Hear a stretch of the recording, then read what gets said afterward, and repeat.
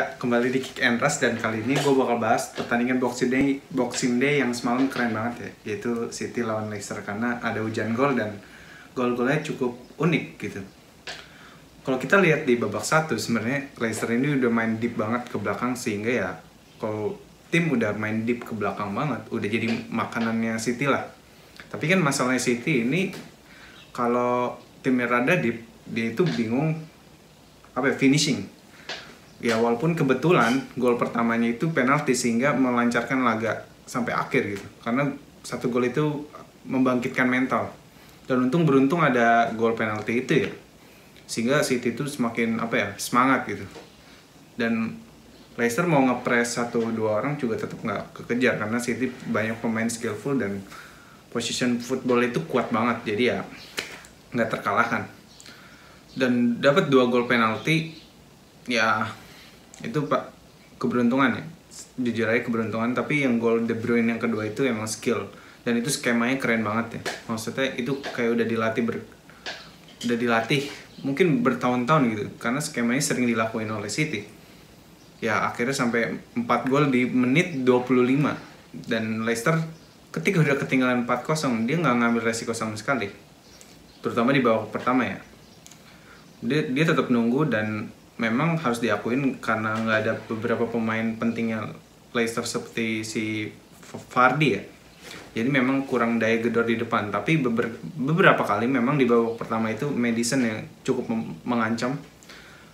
Sebenarnya City memberikan banyak ruang juga untuk Leicester counter attack karena City juga pemain paling belakangnya itu terlalu maju juga sih. Gue harus akuin jadi terlalu sering ada counter attack tapi untungnya pemain Leicester ini nggak terlalu efektif dalam melakukan finishing.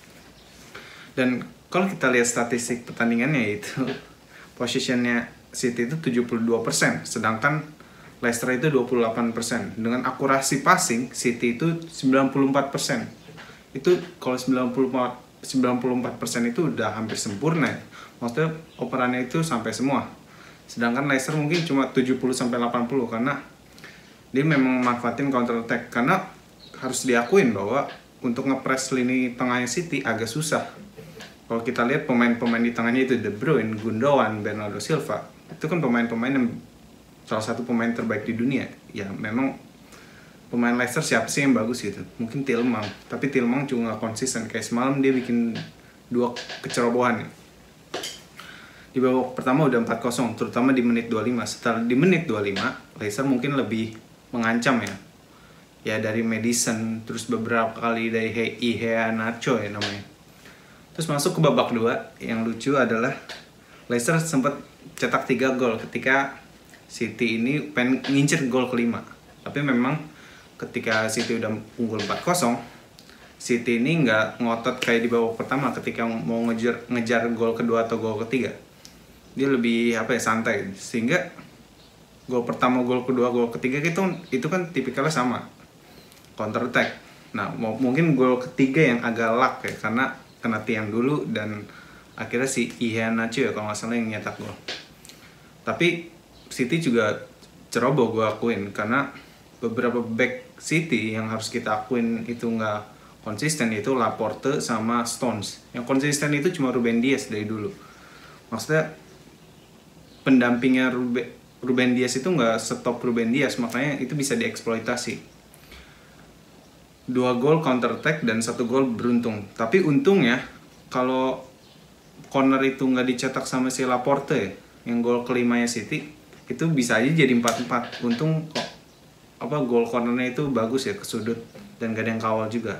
Nah sebenarnya pas udah 5-3 Leicester itu udah nyerah, udah bertahan terlalu deep dan dia nggak mau menyerang lagi, nggak keluar lagi dan ngepresnya juga setengah-setengah. Jadi ya akhirnya lahir gol ke-6 dan udah selesai.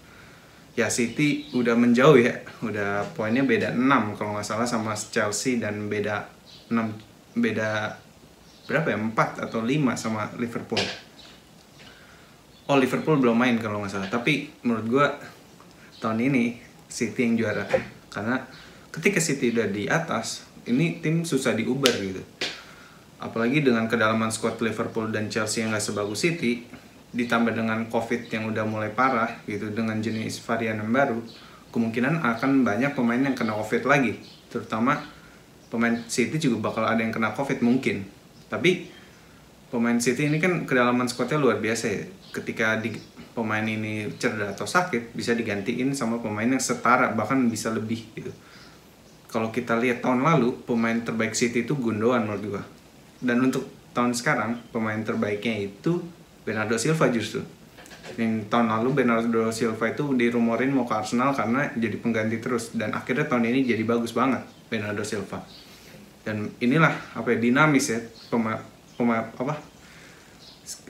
kualitas pemain City itu naik turun gitu. Kadang pemain A bagus, kadang pemain B bagus, sehingga saling melengkapi. Dan City itu yang nggak tergoyahkan menurut gue di lini tengah. Sebenarnya nggak masalah ada atau tidaknya striker, tapi ya lu bisa menangin Premier League mungkin tanpa striker karena lawan-lawan lu terlalu lemah gitu.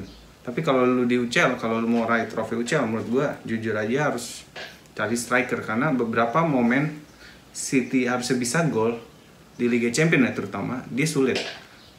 Kalau inget lawan PSG atau lawan tim satu lagi Leipzig, itu City kelihatan banget butuh striker karena banyak peluang, chancesnya banyak banget tapi nggak bisa cetak gol.